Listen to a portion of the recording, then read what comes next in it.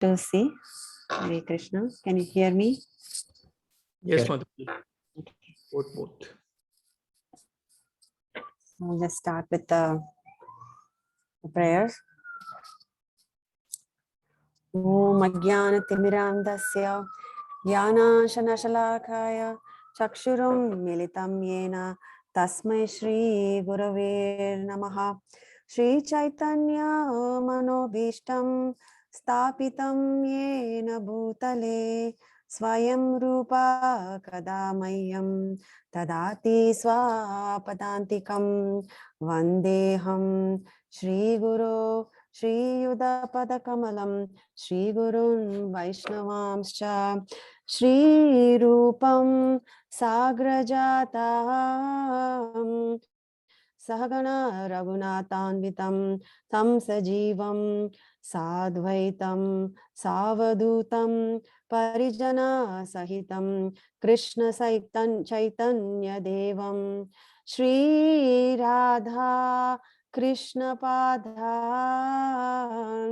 Sahagana Lalita Shri Vishakanvitamscha Nama Om Vishnu Padaya Krishna Prestaya Bhutale Srimate Bhakti Vedanta Swami Niti Namine Namaste Saraswate Deve Gauravani Pracharine Nirvisesha Sunyavadi Paschatya Deshatarine Jai Shri Krishna Chaitanya Prabhu Nityananda Shri Advaita Gadadhar Shri Vasadi Gaura Bhakta Vrinda Hare Krishna Krishna Krishna Hare Hare Hare Rama Rama Rama Hare Hare.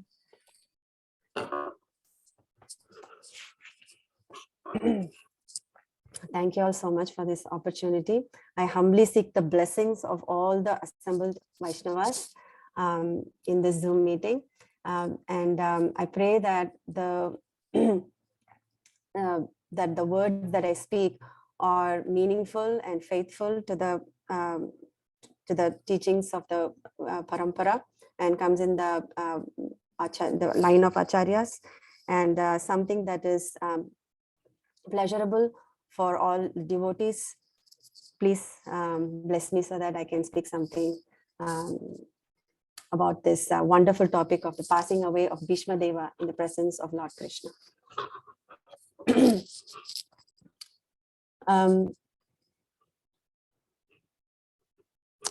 So some acknowledgements before I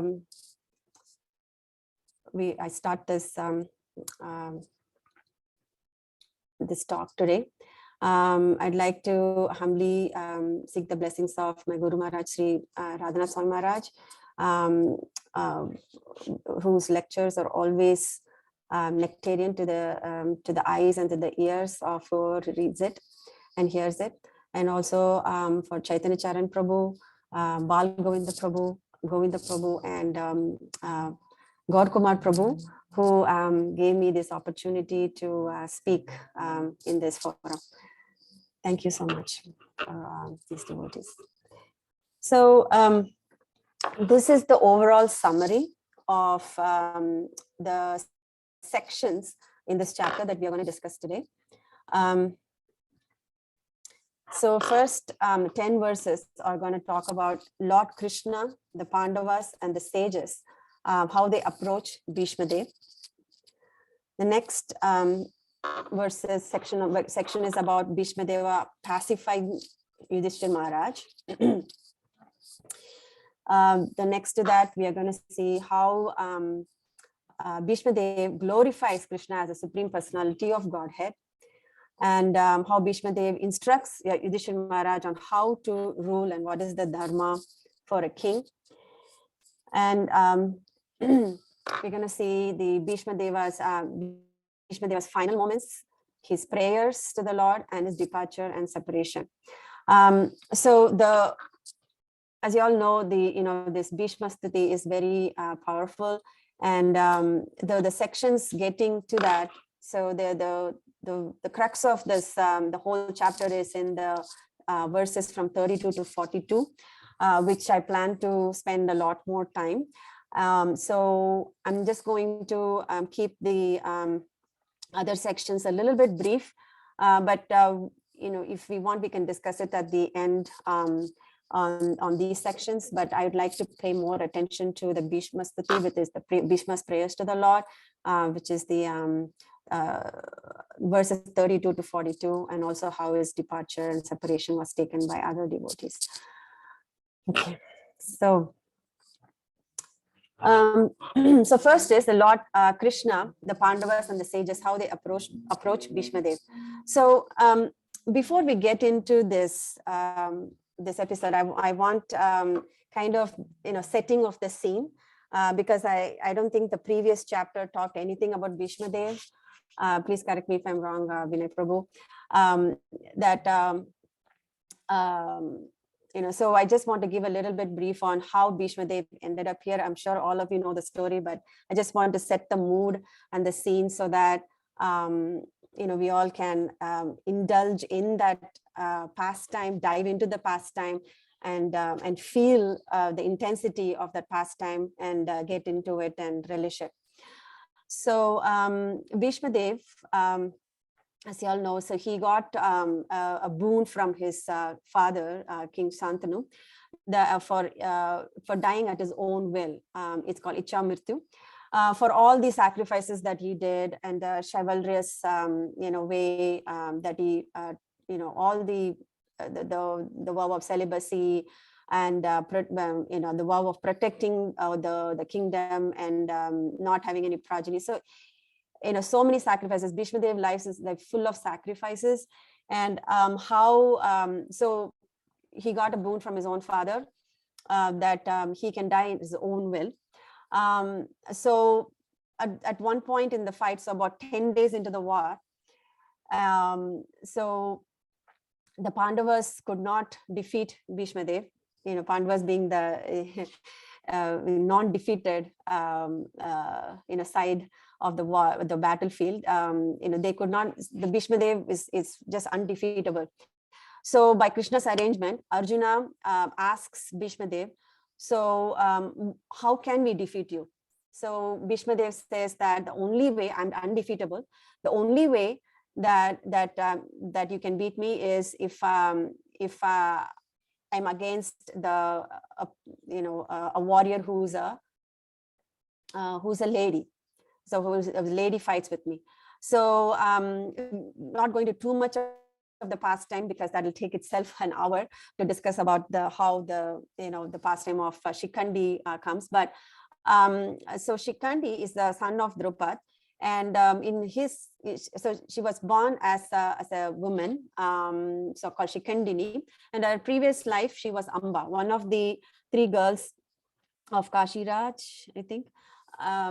So who was won in the Swayamvar by Bhishma Dev. So long story short, so Amba had this vengeance against Bhishma Dev, that she wants to kill Bhishma Dev, and so she took a lot of penance, and then Lord Shiva offered her the boon that in the next birth she will be born as a woman, and eventually she'll have a transformation of the gender into a man, and then that she will be able to kill Bhishma Dev in the war field. So so Arjuna took this opportunity, kept Shikandani or Shikandi, women transferred to man, in the front of the lead of the pack, the leader of the pack, and behind him he shot the arrows, and Arjuna's army was surrounded by Bhishma. So Bhishma got arrows all over his body from the front, side, and the back.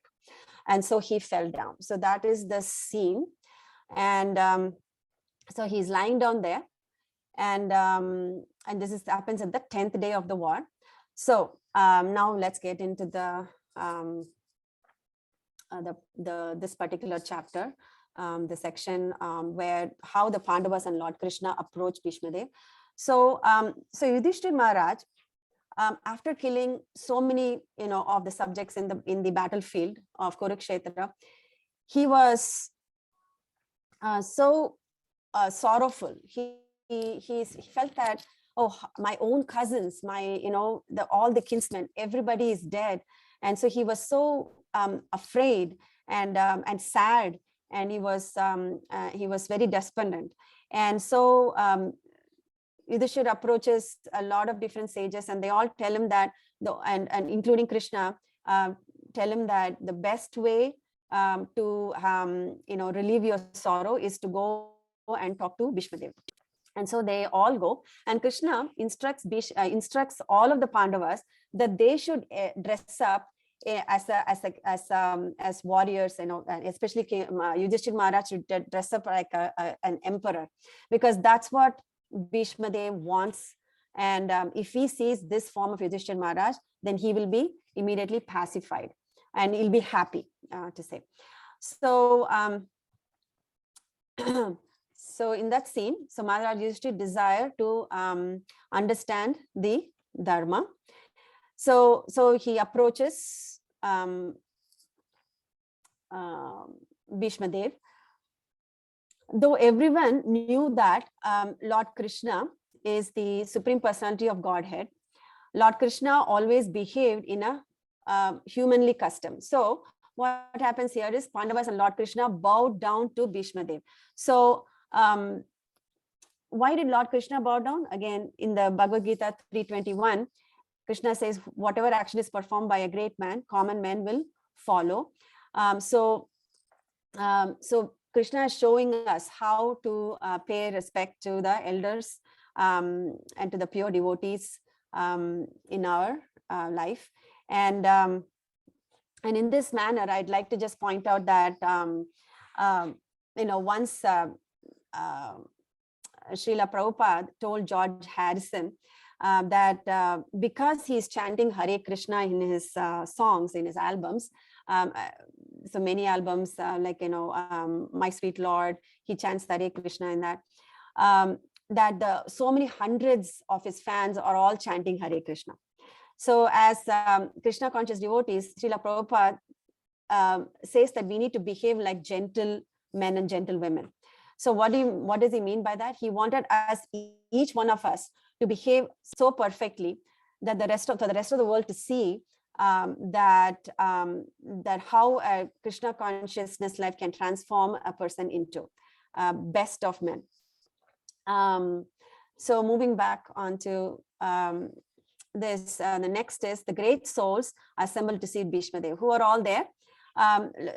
Lot of rishis are there. So a list is Narada Muni, Daumya Muni, Gautam Muni, Atri Muni, Sukadev Goswami is there, Kashyapa Muni is there. So everybody is assembled around this scene around Bhishmadev. Now Bhishmadev welcomes everyone assembled at the deathbed according to time, place, and circumstance. So what does it mean by time, place, and circumstance? Prabhupada explains in his purport that Bhishmadev is not in a position to get up and offer obeisances to Krishna or these esteemed sages that are present before him. So he's not able to offer obeisances physically. So he's offering the obeisances through his words and only, because that is the only sense that organ that he can use. So according to the time, place, and circumstance, he's Bhishmadev is offering the obeisances.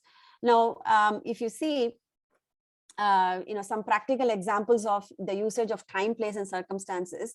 So once Satsvarup Maharaj, Goswami Maharaj asked Prabhupada, if you were to do an autobiography of you, Prabhupada, so what would you want us to say in it? So Prabhupada said, you can say that I took a tulsi plant from India and planted in a foreign soil. So by this, what he means is that without altering the spiritual core or essence of Krishna consciousness, he delivered, he made devotees. So that is the aspect, and many examples can be given from Srila Prabhupada's life, where when Janaki Devi was cooking cooking bhoga to offer to the deities, she asked Prabhupada, Prabhupada, can I just take a break and go for a smoke? And Prabhupada said, first you do cooking and then you can do whatever you want. So he didn't chastise her saying, hey, how can you say like that? It's you're cooking bhoga for Krishna. None of that. He just said very calmly, you first cook and then you do whatever you want. So he accepted the devotees as they are, and then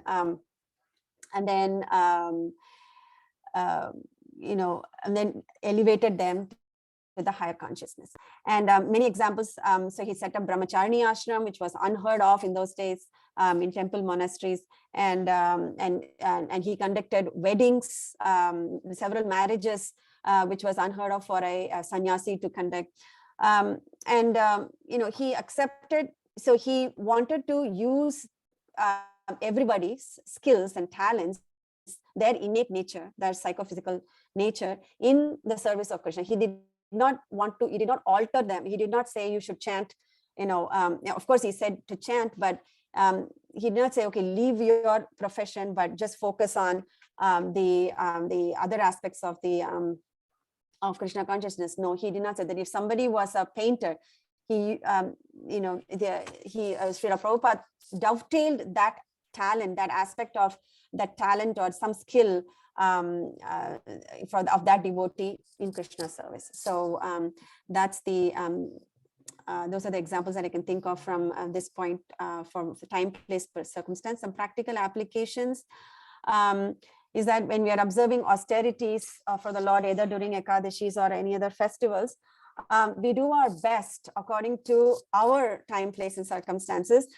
Just because somebody is doing Nirjala Ekadashi, and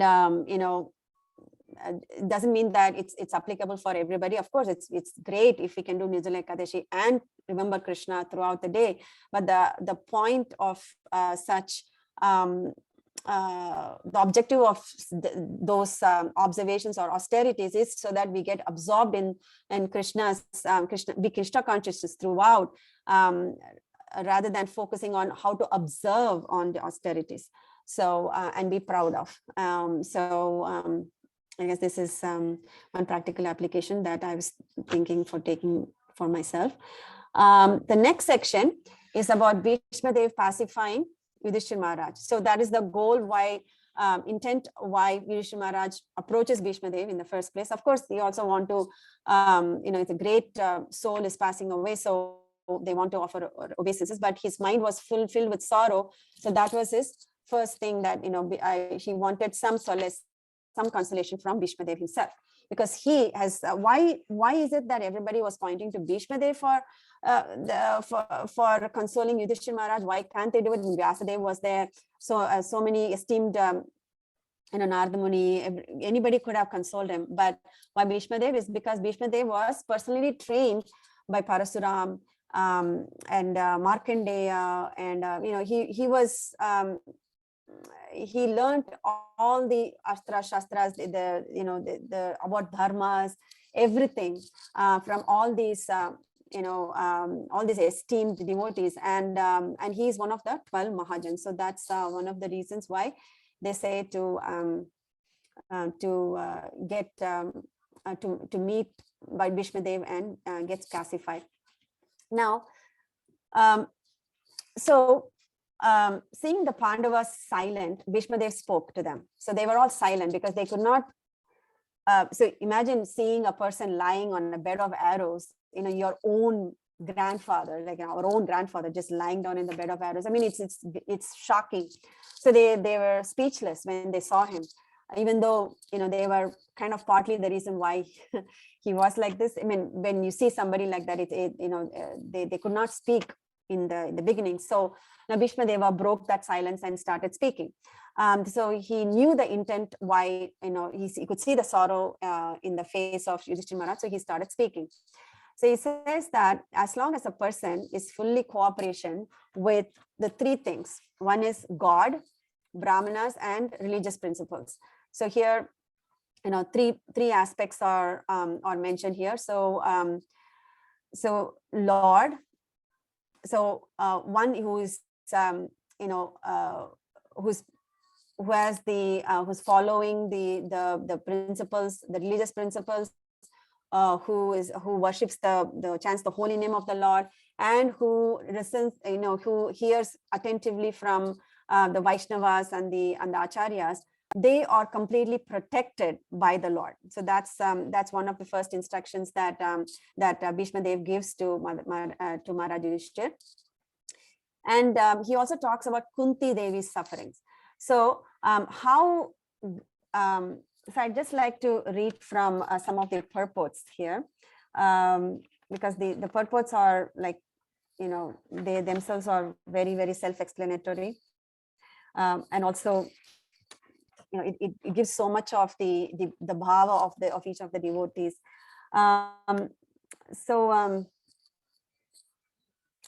it says, Kunti suffered greatly due to Pandava's death and having to raise young children. She suffered even when you were grown up because of your actions. So Kunti Devi suffered doubly. One, because she was widow. She became a widow in the first place. So that is a big, suffering in itself. On top of it, she was left with 5 young children. And not only that, she has to bring up her kids in the royal family against the envious king's sons, like, Duryodhana and his brothers. So, Kunti Devi, one must tolerate our sufferings and understand and accept the sufferings and as a mercy from Krishna. There's like Tatteno Kampam Susamikshamano, that famous verse from Bhagavatam, and that he is giving me the suffering so that Krishna wants to expedite my spiritual growth. That's why he's giving me suffering. So if one takes it in this mood, then that is the right way to take that. So the reason why he explains is so that Yudhishthira Maharaj kind of understands from all of these angles. Yudhishthira Maharaj is he's in the side of Krishna. He follows the religious principles, and he acts under the instructions of the great acharyas.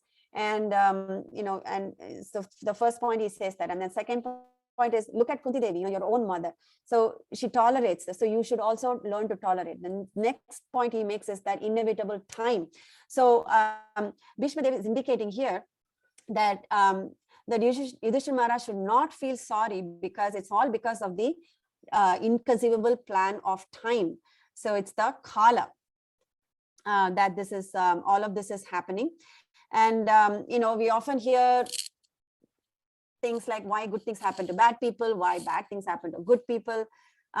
So the one answer that constantly is being given is that it's all because of Kala, or the time factor, which rewards or punishes according to one's past karma. So the reason why somebody is enjoying, a bad person is having a good time, is because something good he has done in the past that he's reaping the benefits now. Now, why a good person is having a bad time is because something bad he has done in the past that he is reaping the as a punishment now. But if we do good now, we'll reap the benefit later. So I guess in our lives, we must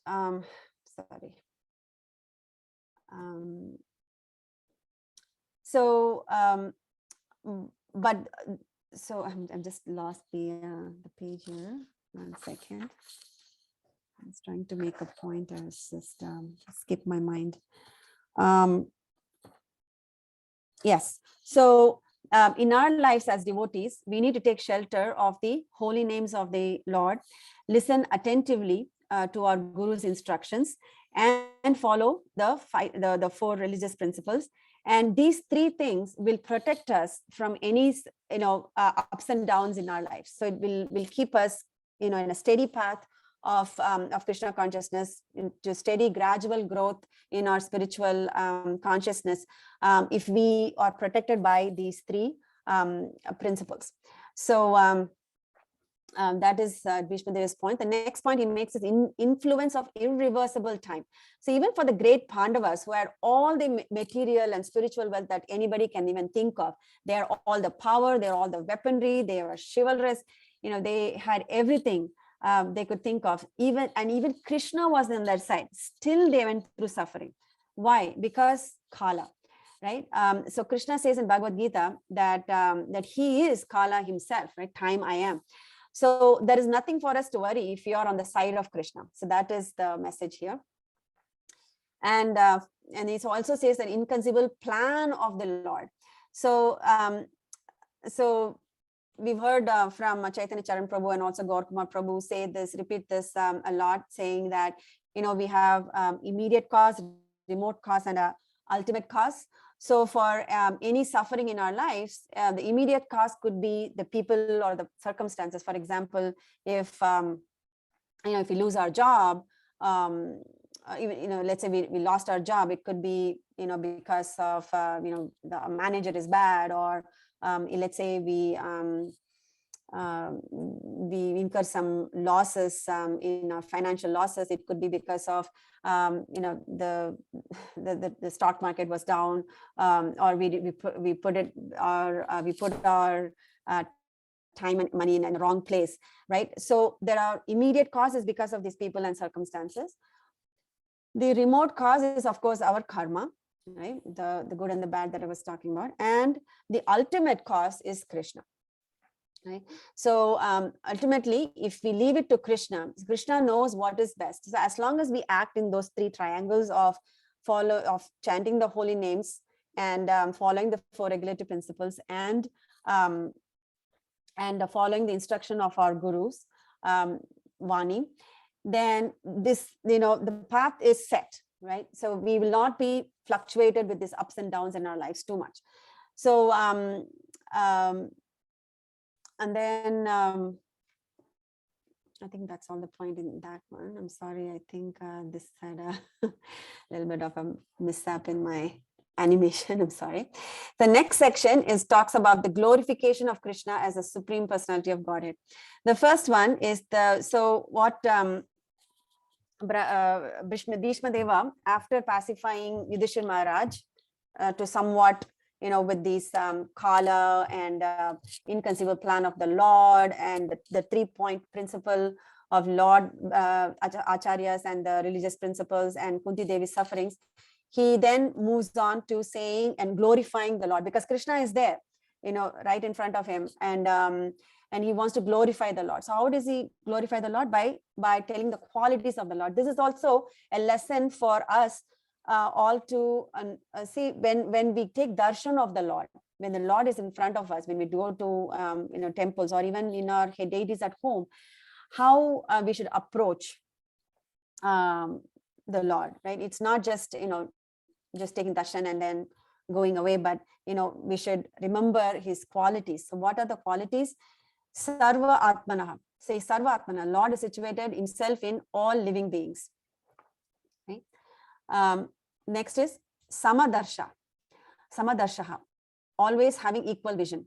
So in this equal vision, I was thinking what could be the equal vision, and then I thought that it's fascinating that how Krishna protects his devotees, that's for sure. But how does then the equal vision comes? So then I was thinking that demons like Putana and all those demons that he killed in his pastimes, all of them achieve liberation and has a place in the Vaikuntha, right? And similarly, all the soldiers that were killed in the Kauravas, they are all liberated by Krishna.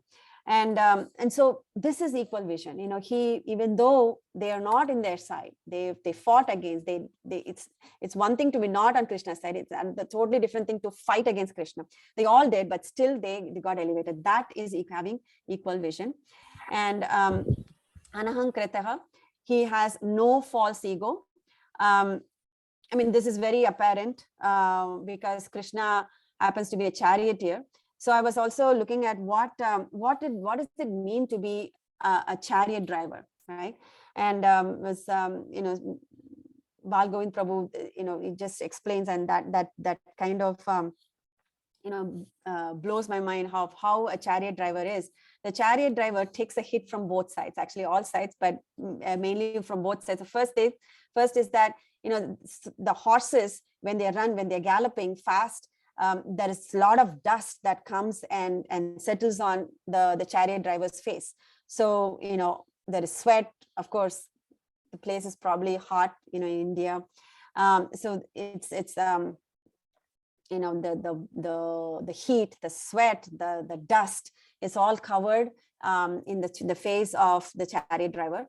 On top of that, the person who is driving on the chariot, that person, it's not like it's because it's a war field, it's a battlefield. They have to somehow indicate the chariot driver, hey, go left, go right. So they hit with their feet, a kick with their feet, or hit with the whip or something. And so it's like, if it is on the left side of the shoulder, it's go on the left, right side of the shoulder means go on the right, left, middle of the, the spinal cord or whatever is being stopped. So you can imagine how difficult it must be to be a chariot driver. And on top of this, all the arrows that come from all the enemies, they all hit the horses and the chariot drivers also. So it is like, being a chariot driver is unbelievable, unthinkable, way for the Lord to be taking it as a position. So definitely he has no false ego, means, doing this as a service for his devotee. It's shows that how much he can do for his devotees. And the other pastime where he has no false ego is when when Krishna washes the feet of Sudama, when Sudama Vipra visited the Lord in Dwarka. And so he's anahankrita, anahankriteha, and advayasya, he's absolute, right? Absolute in every sense. And niravadasyaha, it is free from all attachment. So some of the practical applications. So in Prabhupada, he mentions in the purport of this section that we should remember the Lord 24 hours a day, right? So, and he says that how we should remember is through the 9 process of devotional service. So, I'm sorry. So, so the 9 process of devotional service, Shravanam Kirtanam, Vishnu Smaranam. So if we are at the workplace, right, and we should be at the mood of dasya ras. Why? You're okay? Dasya ras. So which means that thinking that you're working in the mood will help serve our family or our community, which means that, sorry for that, my daughter was coughing. So dasya ras, meaning that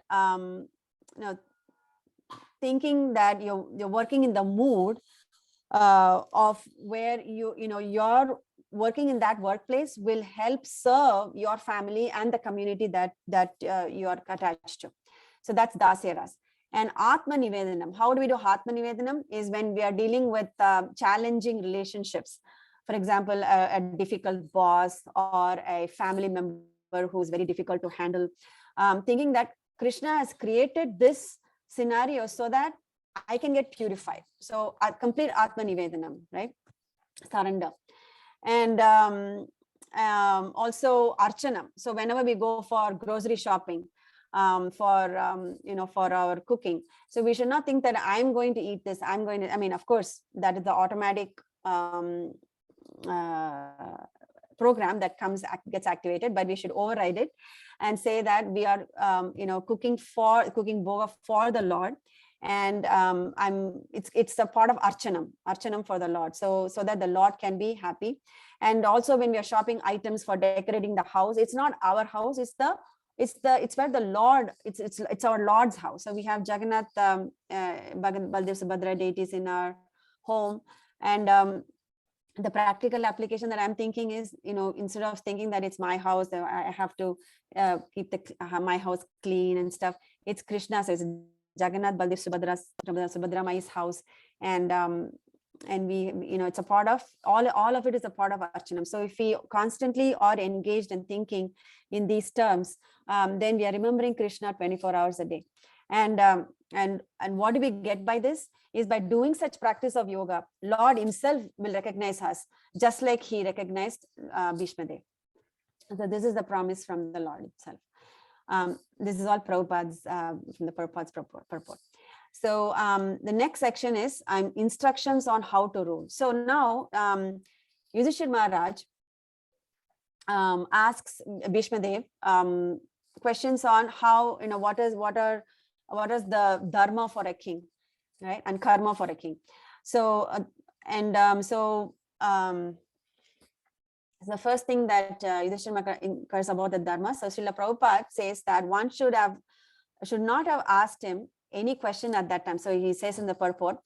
So Prabhupada says that having Bhishma Dev lying down in a bed of arrows like this, with with all the blood and everything oozing around, and almost in his deathbed, one should not even ask him any questions. But Lord Krishna wanted to prove that his pure devotees are always sound in body and mind by dint of spiritual enlightenment, and thus in any circumstance a devotee of the Lord is in perfect order to speak the right way of life. So it's very clear, like how a pure devotee of the Lord always thinks about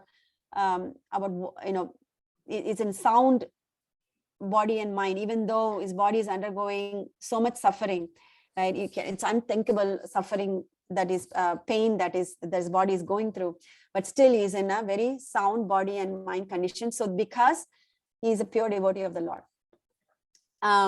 So Bhishma Dev explained about Varna Ashrama.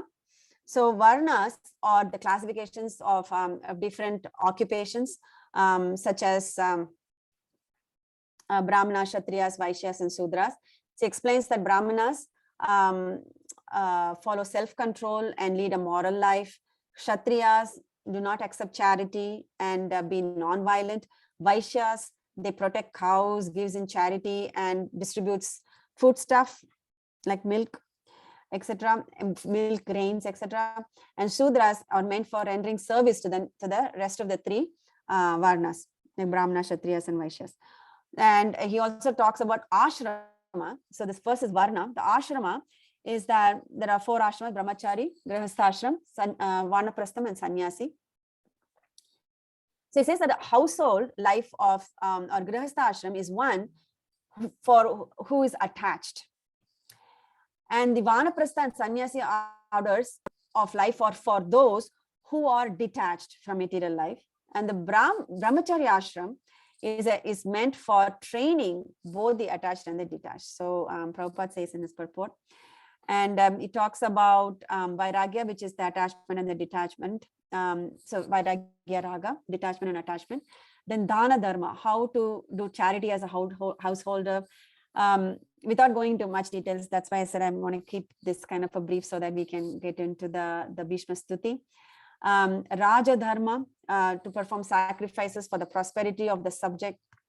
Moksha Dharma, one must be free from lust, anger, etc., to actually attain the path of salvation. And he talks about Stri Dharma, how women are accepted as a power of inspiration for men. And finally, he talks about Bhagavad Dharma, the process of pleasing the Lord. The simple process of pleasing the Lord, Prabhupada says, for the householder especially, is to install the deity of the Lord at home. By concentrating on the deity, one may progressively go on with the daily routine work. So this is for all of us to, it's how can you please the Lord? To have a deity at home and worship, the deity, the Krishna is present in the form of a deity. So, we do everything. Remember Krishna 24 hours a day, like the previous slide was explaining that we can do all of this process just by having a deity at home. That is the Bhagavad Dharma. That's the way to that's a process of pleasing Krishna, is to simply have install the deity of Lord at home. Then we move on to Bhishma Deva's final moments. So Bhishma Deva, when was questioned by Yudhishthira Maharaj about the karma and the dharma for a king, he explains all over. He explained all of these subject matters that that was spoken in the previous slide. And now he noticed that the sun is gone to the northern side.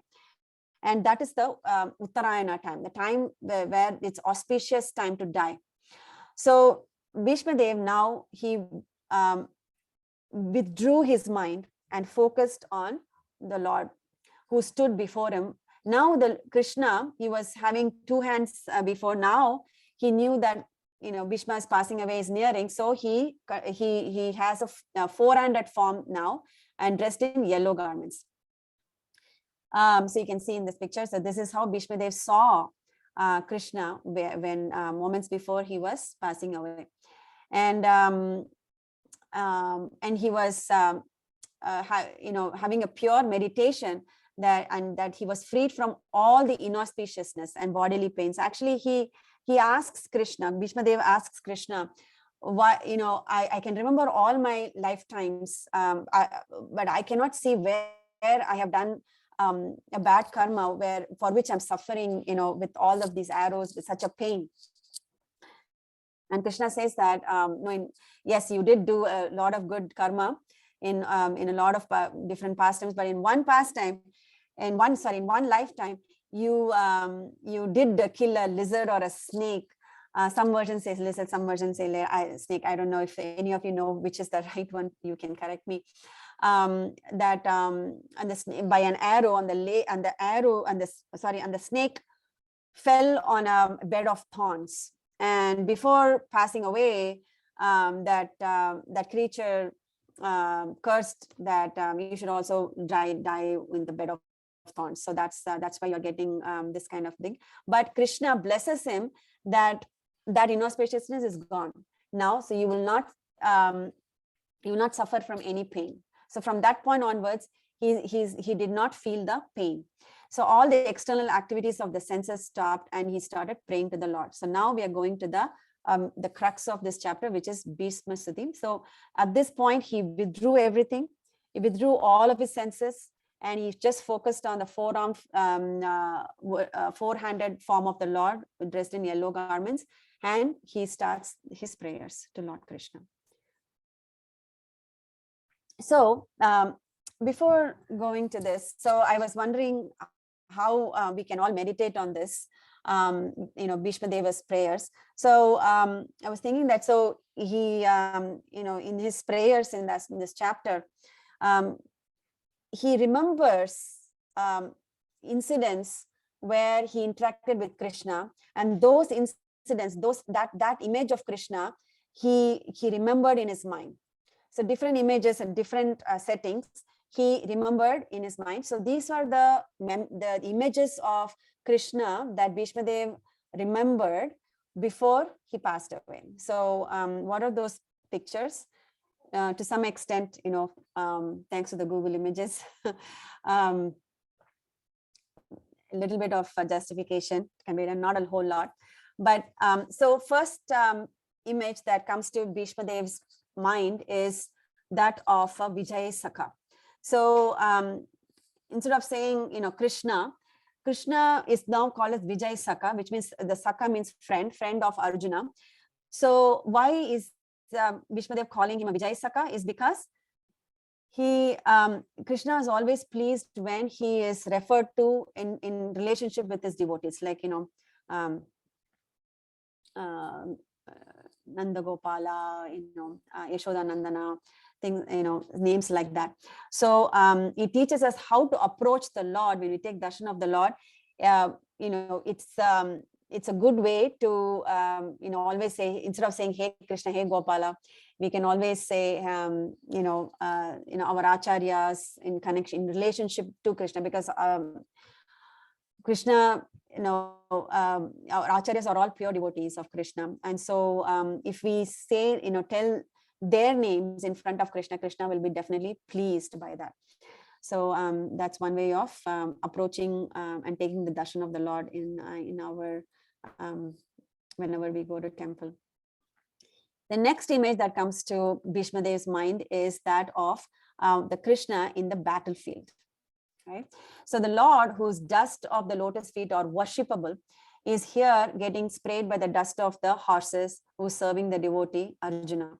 The lesson here is that we should not consider how much you respect me, how much I respect you. Krishna doesn't have any false ego. It's easy for Krishna to do that because he's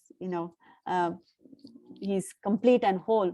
But it's a lesson for us actually to say that because of a certain position that we have attained, either in our spiritual life or in material life, we expect that other people should respect us, or we should or we should consider that we are important in a certain setting.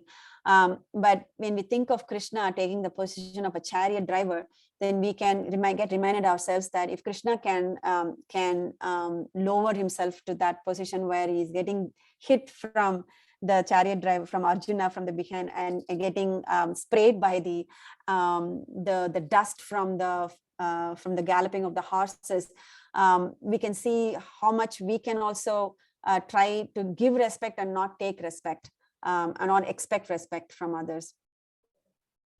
But only have the focus of what the mission is and forget about who's giving respect to whom and so on. The next image that comes to Bhishma Dev's mind is of a Parthasaka.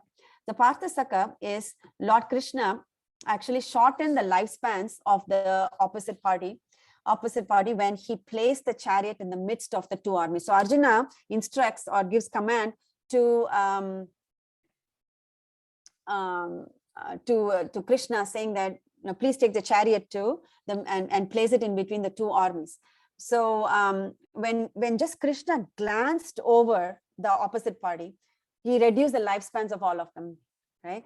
And so we as devotees must aspire to die in a spiritual battlefield. So what is a spiritual battlefield? We don't have a battlefield here, but what does it mean here is that some of us may be actively giving Krishna to others, so that could be our battlefield. Or it could be that we could be our own daily lives. For example, our thoughts, our words, our actions, and how integrated we are in it speaks for itself, right? So if you think this way, every moment is a battlefield. We should think that anything can happen anytime, and we should die in the battlefield, in the sense that we should die thinking of Krishna. So how can we die thinking of Krishna? Again, going back to the point of remembering 24 hours, remembering the Lord 24 hours a day. And how can we do that? By integrating our thoughts, mind, and actions, everything towards the remembrance of the Lord as much as possible. So the next image that comes to Bhishma Deva's mind is that of Charanarati. I don't know if you can see here. It is the lotus feet of actually Mayapur Sri Radha Madhava temple. So this is the feet, and an orange fruit is kept on his feet. I don't know if you know, this is a fingernail. I don't know if you can see. So it explains how we should take shelter of the scripture Bhagavad Gita, which was spoken in the battlefield when Arjuna was bewildered and refused to fight. By constantly, meditating on this Bhagavad Gita, at least 5 to 10 minutes, we can be delivered from the ignorance that this material world promises and elevate our consciousness spiritually. So that is, this is Charanarati. The next image that comes is of Lord Mukunda. So Mukunda means one who awards salvation. So this is one of the most quoted pastimes of the Lord, which proves that Krishna would do anything to protect his devotees, right? So Bhishma was challenged by Duryodhana that how come you're not killing any of the Pandavas? And so Bhishma Dev said, okay, tomorrow is the day, well, I'll kill all the Pandavas. And so he meditates and he energizes 5 arrows, and then says, okay, with these 5 arrows, I'm going to kill all the Pandavas. Now, and of course, Krishna knew about this, and so he, the story goes on, and then Krishna sends Arjuna to Duryodhana's camp, and then Duryodhana was happy to see Arjuna, outside of their the battlefield, that they are still cousin brothers, and says, okay, tell me what you want, I'll give you. And then Arjuna says, I need the 5 arrows back. So Duryodhana reluctantly gives. And when Bhishmadev heard this, he was furious. Okay, so because furious with who? With the Lord. And he made a vow on that time saying that tomorrow, either Krishna has to break his vow or Arjuna will die. So this is the vow he makes. And so the next day, an intense what happens between Bhishmadev and Arjuna. And it was very intense. And finally, Arjuna is at a point where he was reduced to weaponless. He was about to be beaten by Bhishmadev. Arjuna was about to just getting killed by Bhishmadev. At this point, Krishna could not tolerate. Krishna, so Bhishmadev wielded an arrow, and Krishna pulled out the wheel of the chariot and came charging against Bhishmadev. Saying how, even though Krishna made a vow saying he will not pick up a weapon to fight, he broke his vow so that his devotee Arjuna can be saved, can be protected. So seeing this, Bhishma bowed down. So you can see how Bhishma puts down his bow and arrow, and then he remembers this form of Krishna. So this is the form he remembers before his death. He remembers the form of Krishna with the chariot in his hand, and Arjuna, if you can see Arjuna holding Krishna's thigh, pulling him back, saying, please don't do that, please don't break your vow, and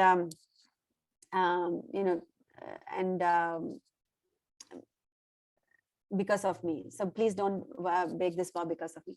So so this is the image of that Bhishmadev remembers. So I was just wanting to point out, like, in some personal message from my life, is that so in my life, in my childhood, I had this samskara that once I had taken bath, I will not go, touch anything in the bedroom until I finished my, prayers and my puja and stuff. So I've been following this even after, following Krishna consciousness, having moved to his, in his ISKCON movement also. And even after Radha Kripa was born, I was strictly keeping this vow. But after some point, she became a little bit clingy, and so she wanted, that I of course I wake up before her so that I can get some lone time, some peaceful meditation, and so when she wakes up, she became clingy and asks me to come and lie down with her in the bed. Initially, I hesitated, saying, okay, how because of my strict adherence to my vow, but I thought, that love is higher than rules. So she at this point, she needs me the most, and as a mother, I have to give up my strict vows so that I can make my daughter happy.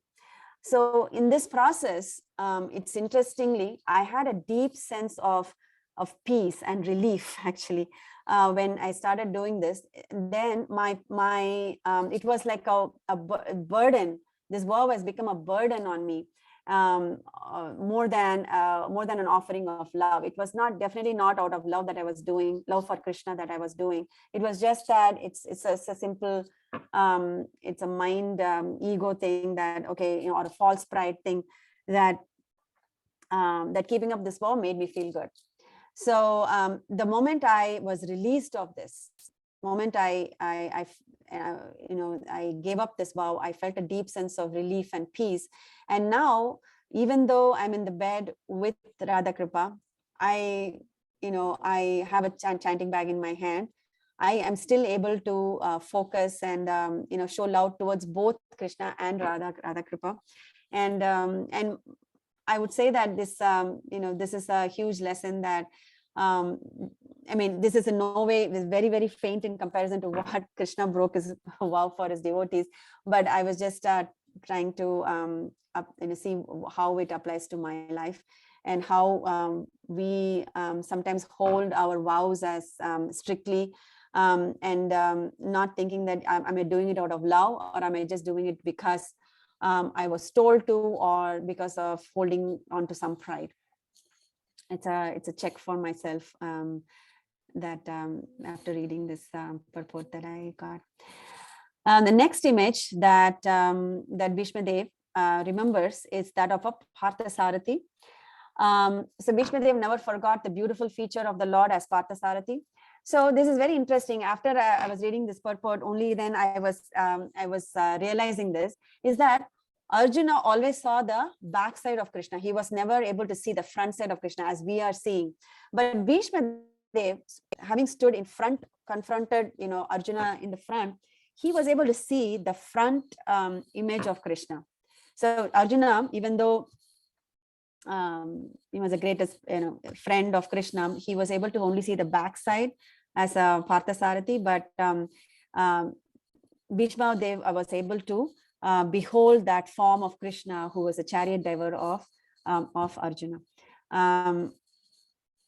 So that was one thing, and then he moves on to the ultimate love, which is Gopi's love, which is the supreme.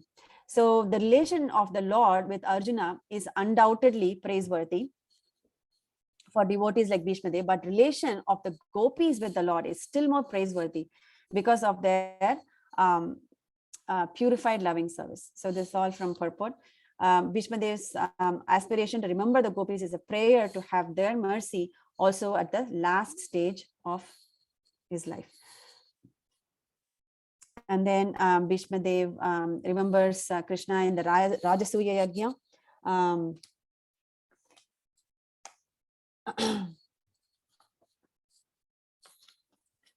where Bhishma Dev witnessed Krishna being worshipped by the great kings and sages as the most exalted. So after having said this, Bhishma Dev, with his mind, speech, sight, and actions, absorbed himself in Krishna, became silent, and stopped his breathing. Bhishma Dev ki jai. So some it's not practical applications. I for the lack of a better word, I just call this a practical application.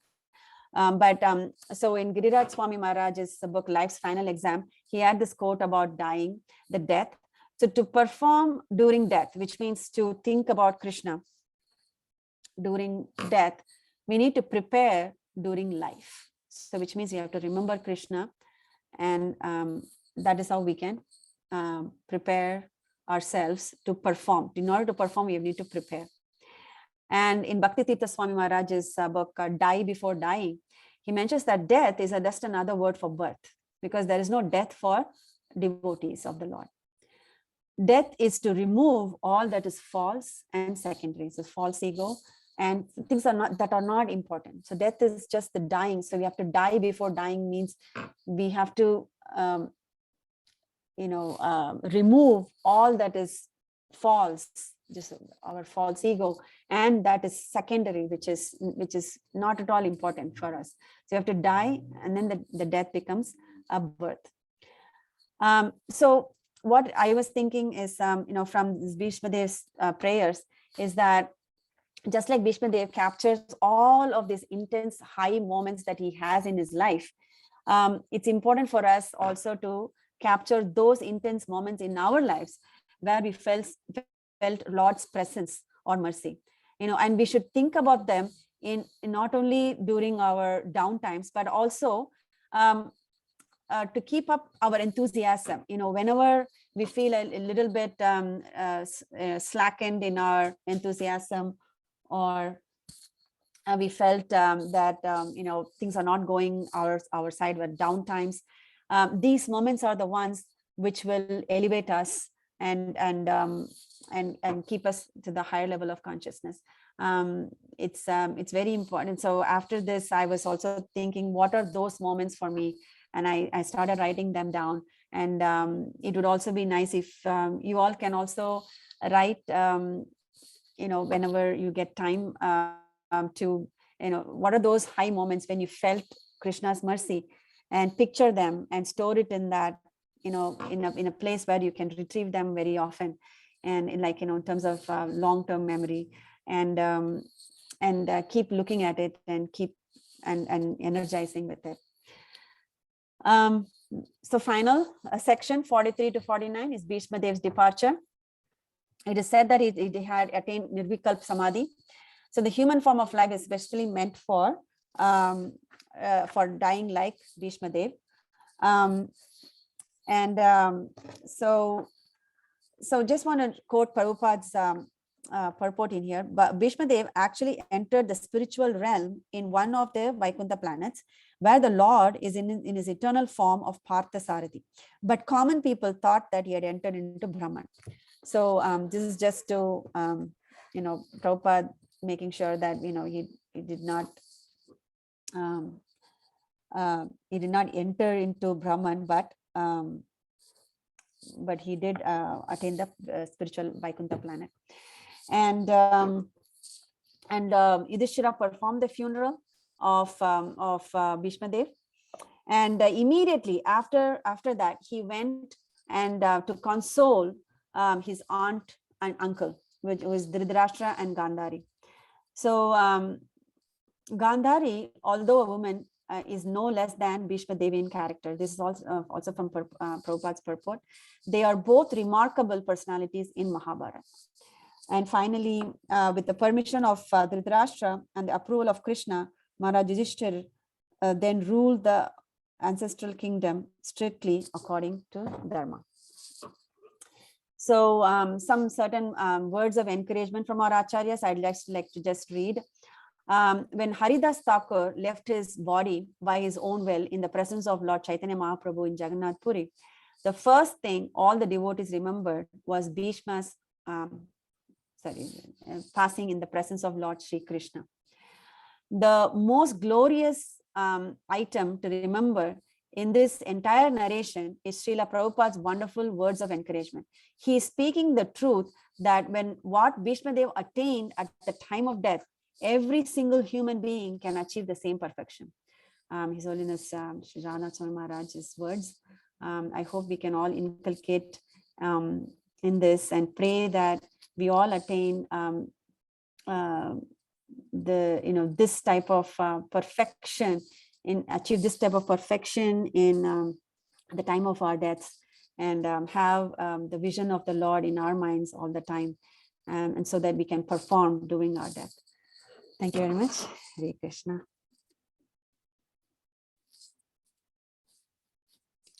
Hare Krishna. What a wonderful class. So very well prepared and very thorough. I'll just let Krishnan Prabhu speak first. I think he has his hands raised. Prabhu, please go ahead. Hare Krishna Mataji. This was, you mentioned the word perfection in the end. This was such a perfect class. It was so thorough, so complete. I'm stealing Gaur Kumar Prabhu's words. You covered every aspect of the chapter. You first showed us the summary with brief description of what every section was. Then you went section by section and you covered whatever it was in the section, and then you of course you dug deep into the prayers of Bhishma Dev, and it was such a wonderful class. And your realizations, there are so many realizations, so many wonderful realizations. I have to hear this class again and again. But the one that touched me the most was obviously the one about your vow of not touching anything after taking bath.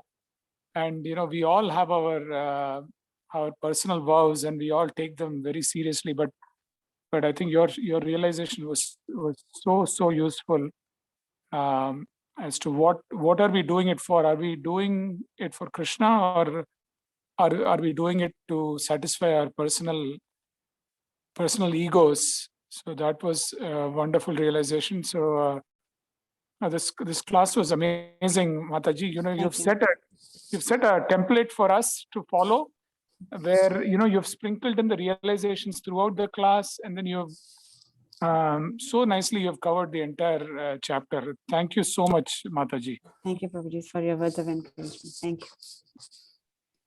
Jitendra Prabhu. Thank you, Mataji. Wonderful class as always. And of course, that realization was the highlight of everything, where your vow was, you found a way to keep the highest vow, which is to love Krishna in a way, as well as harmonize it with your responsibility as a mother. It is really amazing and a lesson for all of us, actually. For me, actually, because of the upcoming kid. So how can I harmonize things? Amazing. And then how you what I loved about your narration is the background stories that you narrated in every section. You began actually with a story to kind of get us to the current situation that is there in the Bhagavatam, how it all came to that. And then you, as Krishnan Prabhu mentioned, you sprinkled in realizations and you narrated stories. That is really nice. One thing I do feel is Kali Yuga minds, we need stories. Philosophy doesn't work too much. We need story accompaniment, and that is what you did. And actually, that is why Mahabharata and Bhagavatam and the Puranas are easier for us to grasp than the Shrutis. So yeah, thank you so much, Mataji. Thank you, Prabhu. Thank you for your words, kind words. Thank you. Sindhu Kanya Mataji, followed by Vinay Prabhu. Thank you. Hare Krishna, Mataji. Hare Krishna, Sindhu Kanya. This was a very nice class, and for some reason this chapter really stood out to me. Even when I had read it before, there were so many aspects of this chapter I really liked, and then your lecture just, I think they expanded more on the topics in this chapter. And part of why I really like it, because in this chapter I feel like the mind-boggling inconceivableness of Krishna really comes out. Yeah. There's so many points on that, like Yudhishthira Maharaj being the righteous king, still standing in front of Bhishma Dev, who's his grandfather, who is dying. Like that's not an easy sight to be at. Then there's Krishna, how you told the story of how Krishna being the chariot driver, and being a chariot driver is not a very a task that anyone could take. And then Krishna charging towards Bhishma Dev with the wheel in his hand, and with this in his hands, and Bhishma Dev being his devotee. I mean, that's also like super mind-boggling. So I just really wanted to appreciate all the points that you brought out. And then one other thing that I really liked that stuck out to me that you said was, think of your home as belonging to the Lord. And I was thinking about that, how we're kids, we are in a way kids of Krishna, and if we consider our homes to be the home of Krishna, then we don't have to worry about anything. Just as kids in the house, they don't worry about how food gets on the table, or how you're going to pay the bills, because they know that the parents will take care of it. So in the same way, I'm sure all of us worry about taking care of bills and putting food on the table, but as long as we consider the home to be belonging to the Lord, then we don't have to worry about any of that. Beautiful realization. Thank you. I need to meditate on that. And all the points that I mentioned here is none of this are my own, including the stories that I mentioned that Jitendra Prabhu have pointed out. all from the character analysis from Govind Prabhu, Chaitanya Charan Prabhu, Bal Govinda Prabhu, everybody's kind of concoction is what I merely repeated like a parrot. So thank you so much for the kind words, Sindhu Kanya. Thank you, Mataji. So Sindhu Kanya Mataji will be speaking next week. So we're really looking forward to it. Yeah. Thank you, Mataji. Vinay Prabhu?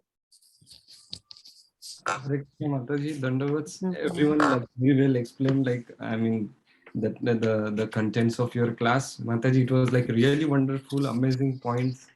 And then you embedded like quotes of like other like Radhanath Maharaj, then Bhakti Tirtha Maharaj, and all the Maharajas at specific places who were like the shining jewels in the garland, and along with the practical points. I mean, of course, it's a katha, and then it's a Bhagavatam along with purpose. But like the one thing I love about these classes is like we get to hear your personal realizations and your way of thinking. Like you are such a senior devotee for us, and how these mature and senior devotees think about Krishna, and how they see the day-to-day situations in life in context of Krishna consciousness. I really like how you explain about the deity at home, and how we can like follow all the dharma like dana dharma, moksha dharma, and bhagavad dharma just by having deity in the house, and honestly trying to worship and serve the Lord.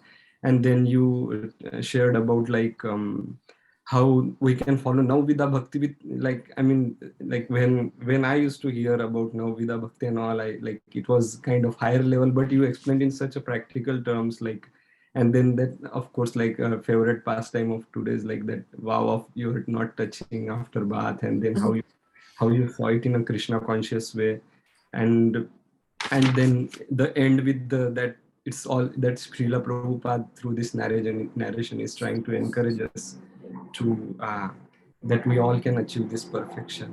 So every point I loved, and all the pictures, all the slides, amazing.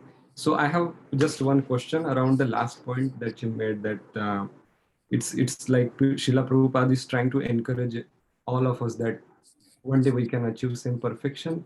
But like when someone like me thinks that, like sees my situation, that Bhishma Deva was perfect throughout his life. Like in every situation, he was like a sthira and gambhira. But someone like me, like I see, I have tamasic tendencies, or I'm not perfect in like in most of the part of life. So I end up thinking that, oh, this is not for me. Like, so how can I keep up that encouragement and try to live up to it, Mataji? Right? Yes, Prabhu. So when I read that, I was, as much as it is hope giving, it is also hopeless for me when I think about my condition also. But since it's coming from a, pure devotee such as, Srila Prabhupada and quoted by Radhanath Swami Maharaj, there must be a lot of, it has to be true. And, how can we make it true is by that high moments, the moments of the points where Krishna's mercy has been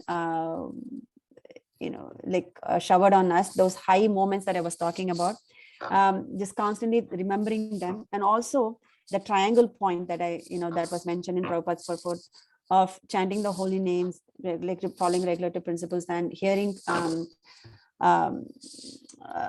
as pure devotees, Vaishnavas, Vanis, in our case, our Guru Maharaj's Vani, constantly. That is our only hope, to just keep us straight in the path, not deviating. And that itself is a huge progress. If we can just follow that, is what I got, because that's what Bhishma Dev instructs to Yudhishthira Maharaj, himself personally. I think we can take that as instruction for us also, that one who is not wavered in ups and downs, but just kept want to go a steady path to progression in Krishna consciousness. If you just think of that triangular point, and follow that principle to as sincere as we can, as best as we can, I think I think Krishna will probably look at the sincerity and just hope that, he will just recognize us just like he recognized Bhishma Dev. That is,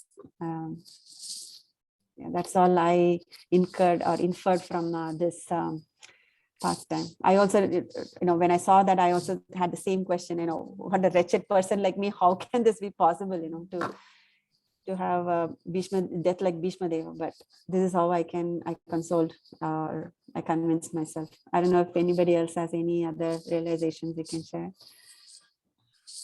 Thank you so much, Mataji. I just want to add one point here. So when we look at the stars, we almost think that it's impossible to get to the star. But one way to do it is like a child who climbs stairs. So stairs and stars are very close. But if we keep climbing the stairs slowly, step by step by step by step, Krishna sees the sincerity that we are climbing the stairs, and Krishna will come and pull us towards the star. So all that we have to do, Vinay Prabhu, is to just keep taking the stairs, baby stairs, one by one by one. And then Krishna, definitely seeing that we are taking the stairs towards him, he will come down and immediately take us towards him. So we don't have to keep looking at the star and thinking that it's so far away, it's impossible. All we have to do is just think of what our next step is, and then just keep taking that next step one at a time. And Krishna sees the sincerity. Lekha Mataji, please go ahead. So much, Mataji and Prabhu. Thank you so much. Hare Krishna, Mataji. Amazing lecture, very engaging. And I think the flow of the presentation was so succinct and clear that I felt like it was a complete package, like whatever points they had, like substantial, like references from Vedas plus your practical applications and realizations. So it was very easy and very like something that there are a lot of like points that you can remember almost very often. So really thank you for this class. One realization or slash maybe question that I have was like, I really like the point where you mentioned about, when it's really important that you note down, or like you form memories of the most intimate times that you've felt, where you have been the most intimate with Krishna. Krishna has like, so that when you're going through uncertain times, you can always reminisce on those and get the faith back up and keep yourself going. So that was something that really like stuck with me. And sometimes when you're in like uncertain times, you're like, Krishna is so mean, and you're just like so angry on Krishna, like, why are you putting me through this situation? But then I think you answered it in the lecture today, like, it's maybe some part of karma, like, maybe something happened before and you have to pay for it. And because Krishna intervenes, like probably the intensity is even lower than it's what you're actually supposed to go through. But then when we are going through this uncertain times, mind doesn't definitely think about that. But then when you mentioned about the qualities of Krishna, when we look at the deities, you should look at him as someone who has no ego, like example of Sudama and him being a charioteer. So then my question is, okay, has Krishna really been mean? So there is no reason for me to angry, but it's just that it's just sad for me that I'm not able to like really like grasp it and really apply it, because I'm like still angry on Krishna, but I'm not able to like think about it as there is good in that. So maybe if you have more pointers on how to even under extremely like uncertain, or like why this happened, everything was so perfect and suddenly things blew up. If you have any pointers on how do we still like be stoic about it. I don't know if stoic is the correct word, but Right. be stoic about it and keep going. Yeah. I can share my our personal experience with it. When we I was about 6 months pregnant with Radha Kripa. Things were going peachy in our lives. There was like great, right? I mean, we are expecting a baby, we are planning to buy a house, and everything was going great. And we have all the services in the temple, everything at high points, right? Then we went for our 21st week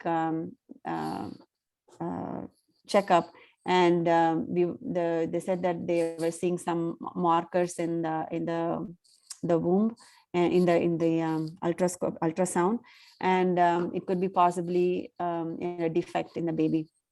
And and finally it was diagnosed that our baby is has a Down syndrome. And I was literally shattered. I was completely we came back to we were at the time living in the temple on the 6th floor in Bhakti Center, and we had a room. And I came home, I was just shattered. I started throwing things, and I was really mad. I was like, how could you do this, And of course that was the initial situation. And then because being in a community or a devotee community set up in the temple, I couldn't also cry because I don't want other people, it's a temple setting, we cannot show our emotions. So both of us went to New Jersey, took a room in a hotel, and to just grieve about this. So a lot of us the devotees helped with this situation. Association was the utmost needed at that. I mean, I did not need any. I wanted to just be alone at that time, but by Krishna's mercy, we were showered with devotee association. Once we were very close to Sukava Mataji, who she is the she's one of the Prabhupada disciples, and at that time she was also mentoring me for I was holding the financial secretary position in the Bhakti Center as a seva, and she was helping me with that because she knows a lot of history. Anyways, long story short is that she mentioned that how you asked for a gift from Krishna, and Krishna gave you the gift. And now you're saying, oh Krishna, I don't want this gift, this is not what I want, you just please take it back. Or you're angry about that gift, or angry about Krishna for giving that gift. That is, you don't do that. You don't do that in real situation. Why do you have to do with Krishna, right? If someone gives you a bad gift you're not angry with them. You're probably slightly upset, but you don't react like this. So everything is a gift from Krishna, whether it's right, wrong, good situations, bad situations, we lost our job, or terrible things happen, people die around us, or whatever it may be.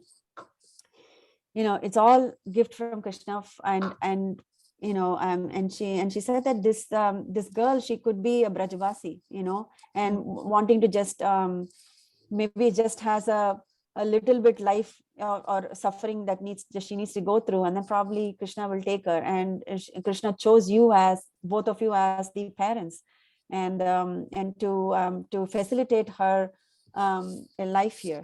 And of course, I was pacified greatly with that. But then later on, moving on, it was also helpful to understand that the reason why we are angry at Krishna, because we think that we deserve something better. We deserve, we are how can this happen to me? I'm this devotee, I'm doing so much services, I'm constantly working for, how can this happen to me? We are putting ourselves in the highest pedestal, and then falling down will also be more severe, right? So that kind of level set my expectation, like, okay, what did I do that is so superior that I'm expecting great things to happen for me? This is probably what I deserve, and this is best for me. And at that point, I was completely pacified, and it took some time. It took like a couple of months, but slowly I started accepting, and because I don't want to grieve, also have a grudge also because I want to quickly come out of this feeling grudge or kind of a negative emotion when I'm carrying a baby. And that was also important for me. And so the quicker I come out, it's better. So that's when I thought that I would, I would do anything to, so devotee association, I mean, Krishna talks through devotees for us, we can be sorrowful, we can console ourselves, but just listening to devotees, Krishna answers, Krishna makes you hear what he wants you to hear and what is good for us to hear through other devotees' mouth. And that was very apparent for me in that situation. And I keep going back to that. Actually, we were actually also remembering those moments when we were coming back from, where did we go? Oh, in New Jersey, we were just passing by that that hotel the last weekend in New Jersey, and we were just remembering that, oh, we were here, we took a room here 7 years ago. So yeah, thank you for asking me that. So that really, I hope it was okay. I don't know that. Yeah, it was really strong realization. It's very strong, and I need to really process because it's not easy to get that kind of realization. Like, really, thank you very much, Mataji. I hope I'm able to implement at least to some extent of it. No, I'm still in the starting line. I've not gone anywhere. I mean, it's just it's every day just remembering those words is not what keeps me going. That's all. Thank you for asking the question. Last but not least, Nupur, please go ahead. Hare Krishna, Hare Mataji. Krishna. Thank you for this enlightening lecture. As Jitendra Prabhu said that we need stories, yes we do. Like, it's very true, because when you share the background stories and your own experiences, it felt that yes, I can imply these too. And I was so waiting to hear you. And I learned so much. I'm eternally grateful Thank for this you. wonderful lecture. As Gaur Kumar Prabhu said about the baby steps, I'm taking my baby steps, and my deep gratitude to you for helping me to be close to Krishna, like the ways you shared, remembering Krishna 24 hours a day, and the qualities you shared, and the way, like, we were looking at you, the way you described the lotus feet, the smile you had at that time. I was just so mesmerized throughout this lecture. Thank you for being so transparent. Like, thank you so much for this lecture, and thank you, Kumar Prabhu, for this opportunity. Thank you so much. Thank you, Nupur, Thank you. for your kind words. Yeah.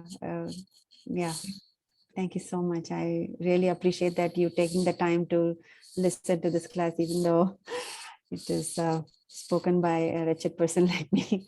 But the words are from Srila Prabhupada and all the acharyas. That's all I'm repeating. So thank you so much for being here.